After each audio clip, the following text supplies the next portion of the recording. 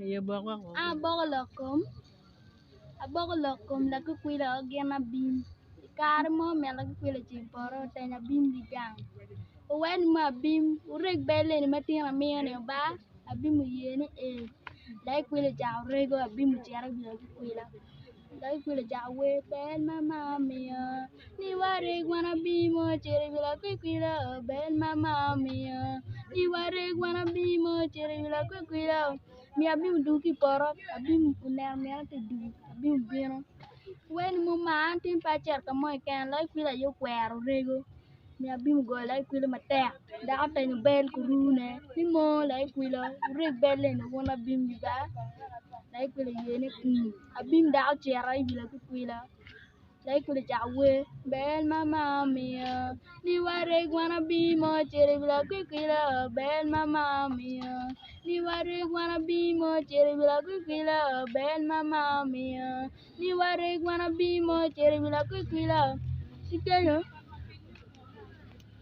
Kikenyo dak mi abim du ki poro. Wa bim yin tin dak rego. Ni ma bim ni mo ma a rego do. Ni mo ma a rego do. An la ku kwila yo jari la ku kwila. Me la kwila dak go abim go la kwila matek. Dak ta de gen ko ru ne ni mo reg bele no dong gweng tin. A tin abi du ki chan ni poro. Yo ru dong do. Me la kwila do chi poro ta na bim di gang do. Abim jara bila ku kwila abim meti tu kwila ka la kwila ti re wat we. Bel mama mia. Ni ware gwana bimo chere bila ku kwila bel mama mia.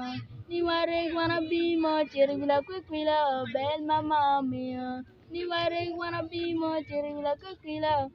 Ikenyo mi abim dugno gente we ni mo ele kwila manda wer ti ngoma raj ni mo ma. Abim ni ne cher tanya ka re abim pe ye du gang. Ni abim cho dwar abim do. Go abim matek. Abim we do pe bi no ne mala chen. Ni abim tanya dak kin ko rune bel ko rune. Ni mo don ko rek bel pom nyol be. Aya abim dong. Abim dong pindo ru abim dong ko cha dong rego. Abim we ni mo lai kwila ka tong wa ka du ga nu. Ko kara yi la ko kwila do. Lai kwila cha we ni mo bel mama mia. Ni ware gwana bimo chere la kwila bel mama mia. Ni ware gwana bimo chere la kwila. Ikenyo dong. La kwila bio no la kwila ti we matek ada de me la kwila we e la kwila dong kending. Anong pia go abim ma ne ga ngar ko jwa. Cho dwar bim kul gang. Go abim matek ne ga bimo. Ikenyo ti ga bim dong do. Jendong go ber dong ikenyo. Kar ma jendo ber jendo cha po ma nyen ikenyo te do na mo po. Ni punyi wani ma ngaraj.